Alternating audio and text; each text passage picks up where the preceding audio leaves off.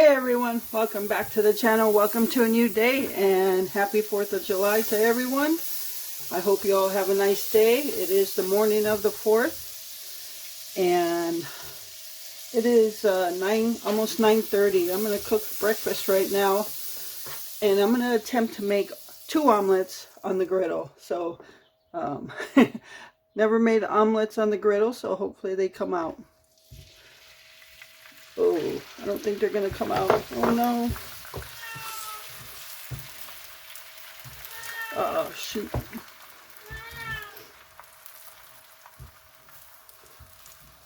I should have kept the temperature at 400. I had it at 400 just to make sure it was hot enough. Oh well. That's what I feared was going to happen. But yeah, my I should have kept the temperature at 400. 350 wasn't hot enough to keep the egg from going all the way down. That's okay. That's my omelet. Hopefully Glenn's comes out a little bit more rounded or something.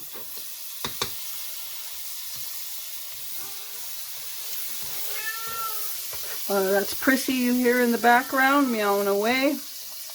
I have been outside since about 7, just enjoying morning nature. Better get the spatula ready for all the dripping.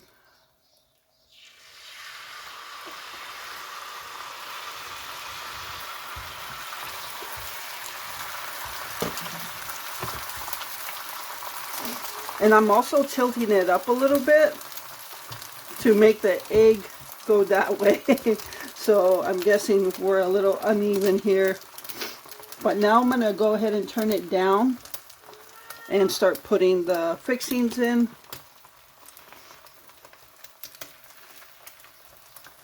We just have the last 2 pieces of ham that I got at Meijer the other night. So we just figured we use them for omelets.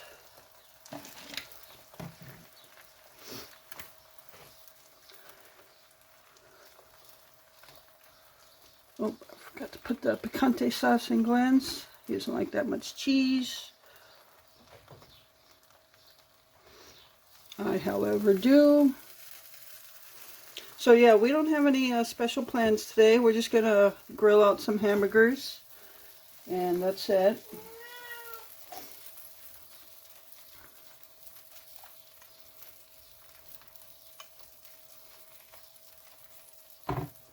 Alright.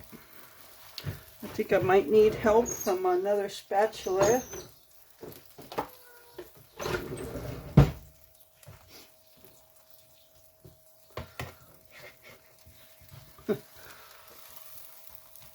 That's not too bad. Oh, see, they didn't come out bad. I have jalapenos in the egg itself on Glenn's. Then I put picante sauce on his. Alright, I'm going to go ahead and finish cooking these up and I'll be right back. Alright everyone, so our omelets are done. This is Glenn's. You can see some of the jalapeno in there. So it didn't come out too bad after the first one dripped into the drip tray. But yeah, just keep it at a higher temperature. So we're going to have breakfast, so stay tuned. Alright everyone, so it is 1 in the afternoon now, and I'm going to make dessert for the 4th, which is today. I'm going to be making a vanilla pudding Eclair Torte, and I'm going to use an 8x8 pan, and this stainless steel pan has a cover to it, so that's good. And all you need, this is a no bake. So I'm using 2 cups of milk. You actually need 3, but 2 cups is all I have. 8-ounce whipped topping, but I don't even have a full 8 ounces. I'm working on partials here. I'm using what we have. 1 pack of graham crackers. You do not want to crush them up. You're going to use them whole like that. And I have a 5.1 ounce box of vanilla pudding. Or you can use 2 smaller boxes. It's up to you, whatever you have or whatever you want to do. We normally do a banana pudding because it has so much more flavor, but we don't have banana pudding. We do have vanilla, so that's what we're using. And it's kind of funny because the very first time I made this, and there is a video out on that, it was reverse on the pudding. We had banana but no vanilla, and we wanted to try banana anyway. So, but this time we have no banana and we have vanilla. But we prefer the banana because it has such a good banana flavor. So, but this is what we have. This is what we're using. And then I'm going to put a chocolate frosting on it. You can either, make your own chocolate frosting or buy the tub chocolate frosting. I am going to make our own out of chocolate chips, a little bit of milk, butter, and a little vanilla. So I'll show you that right after we make this. All right, so we're going to go ahead and mix up all the pudding stuff.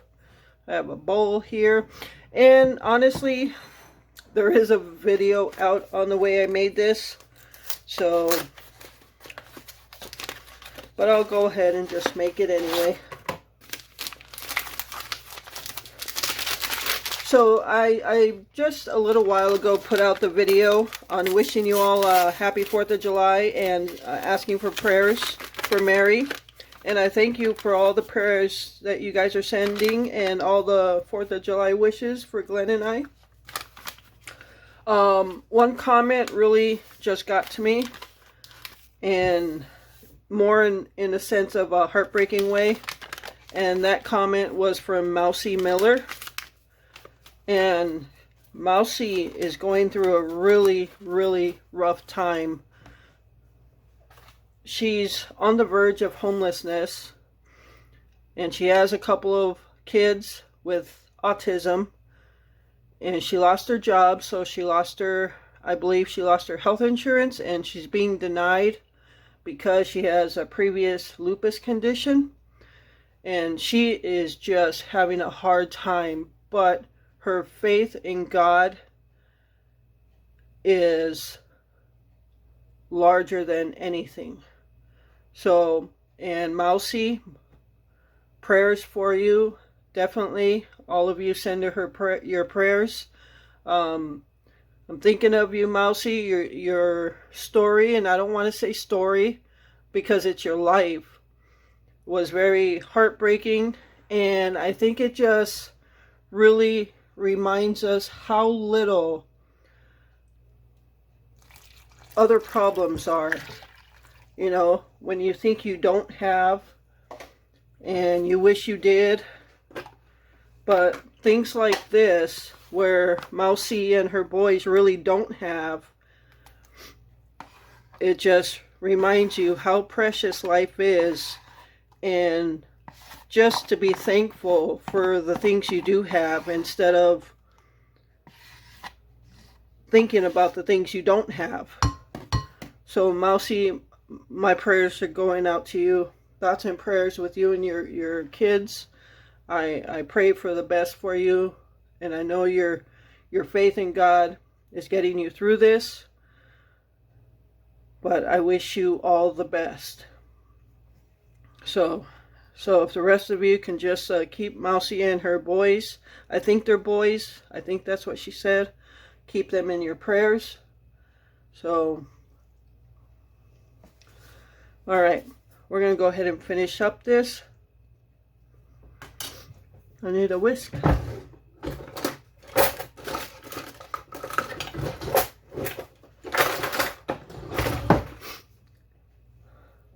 Yeah, some stories just get to you. And like I said, I don't like to say stories because it just it sounds like it minimizes the life that Mousy's going through. But alright. So we got our vanilla stuff here. Sounds like some of you are going to be going to see fireworks. We don't go to fireworks. We used to, honestly, but the crowds are just too much to handle, honestly. One year the last year, I think it was the last year we went, there was only one exit to the area, and it became a 4-hour ordeal trying to get out of there after the fireworks. So that's kind of dangerous, just one exit out of the whole area. So we actually don't go because we just become homebodies, honestly. And the fireworks do scare our cats. At least one of them. One of them does get scared. But I think we just don't go because we just don't want to deal with crowds, and we just don't want to go. So, like I said, we're going to just grill out some hamburgers, cut up some fruit, have this torte for dessert. Just relax. It is muggy outside.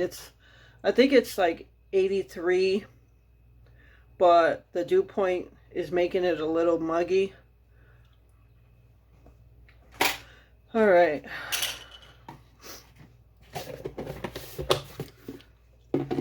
So now we got our pudding done. Now we're going to take our 8x8 pan and just line it with graham crackers. And this is going to make a couple of layers.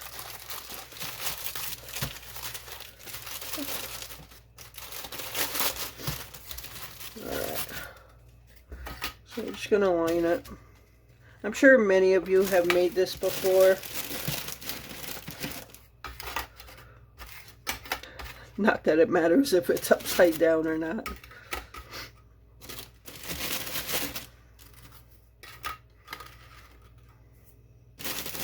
Alright, so now we're just going to pour in some the pudding. Boy, I'm just not prepared with my utensils here. Alright, so we're just going to pour half of this. It's pretty thick for not having the right amounts of whipped topping and milk.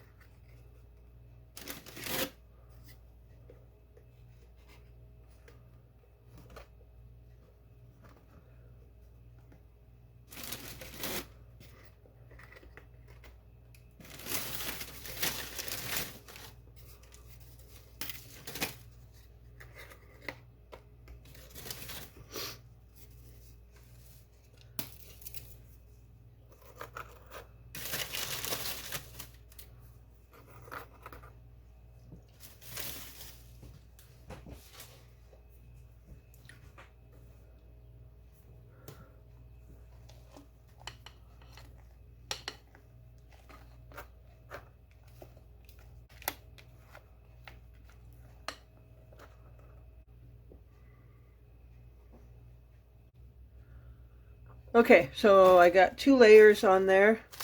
I put graham crackers in between the 2 layers. But I stand corrected when I said you need 1 pack of graham crackers. You actually need more because you're going to put a layer on top as well. Okay, so now I'm just going to, you will have some left over of the second pack. I'll just put them in a baggie, save them for another time. So right now, I'm going to go ahead and throw this in the refrigerator while I'm making the frosting. Alright everyone, so it is time to make the chocolate frosting on here.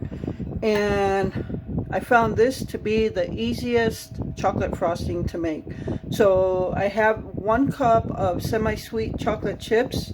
And these are the mini ones. But as long as you have a cup, that's fine.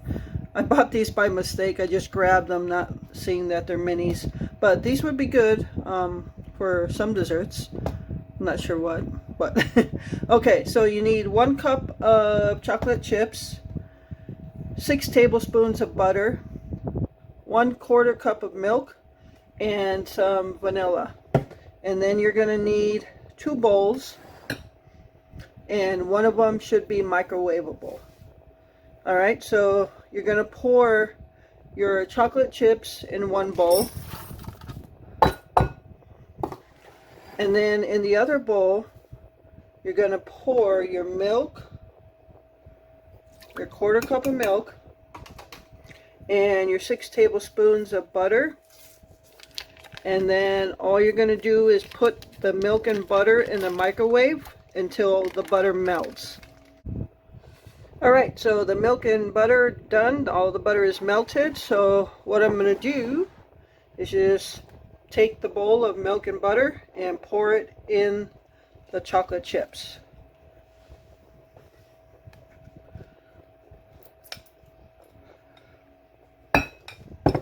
And then just start mixing that, and the chocolate chips should just start melting away.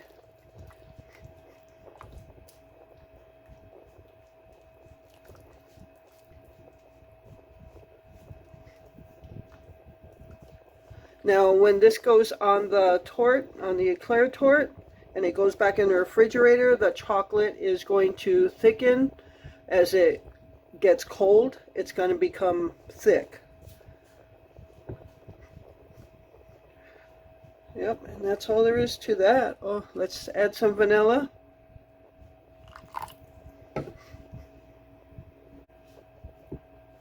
Alright, I'm going to bring the torte back out, and we're going to pour the frosting over it.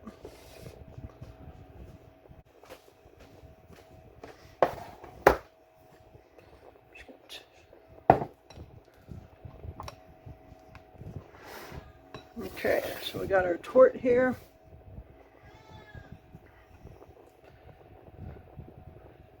Now it's going to be liquidy right now, but like I said, once it goes back in the refrigerator, it's going to be thickened. It'll thicken up as it sits in there.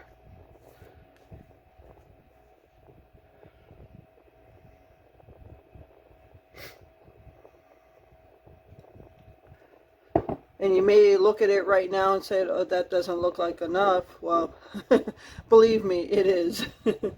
When it gets thick, it's going to get real thick. At least it did last time.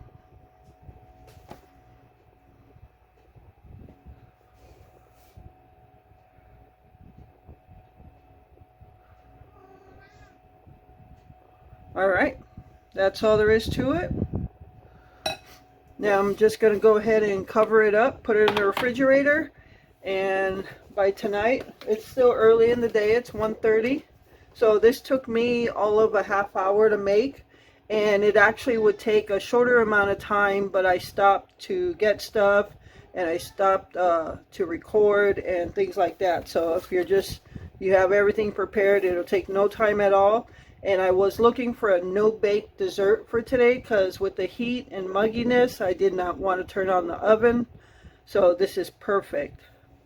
I think maybe sometime I'll do a video on no-bake desserts. I think that will be. So, alright, so that's it for that. I'll be back because I'm going to cut up some watermelon and cantaloupe. And I think Glenn and I are going to have a fruit bowl for lunch. Alright everyone, so here's our cut watermelon. If anybody can tell me, sorry, if anybody can tell me, how do you tell if a watermelon is like super red and sweet? Because this isn't sweet at all, and it's hardly red. So if anybody can tell me, that would be wonderful. Drop it down in the comments. But yeah, this is our watermelon. And this is our cantaloupe. I think if I had left the cantaloupe a couple more days, it would have been soft. Some of it is still a little hard, but the outside skin was starting to get ripply, like wavy. So I thought it would be ready. But nonetheless, this is our cantaloupe. This is our watermelon. So we're going to have fruit bowls right now. I'm going to finish making them. I did save some cantaloupe seeds. I'm not going to use all of them, but I'm just going to take a couple and I'm going to try to plant them. So I know it's a little late, so I don't know if they'll grow into the early fall, like September. I think it's a 90-day harvest. I don't know. I'm gonna try though. So, all right, I'm gonna finish this up. We're gonna have our fruit bowls, and stay tuned for whatever's next. All right, everyone. So I have our watermelon and our cantaloupe all cut up and put in the plastic bins.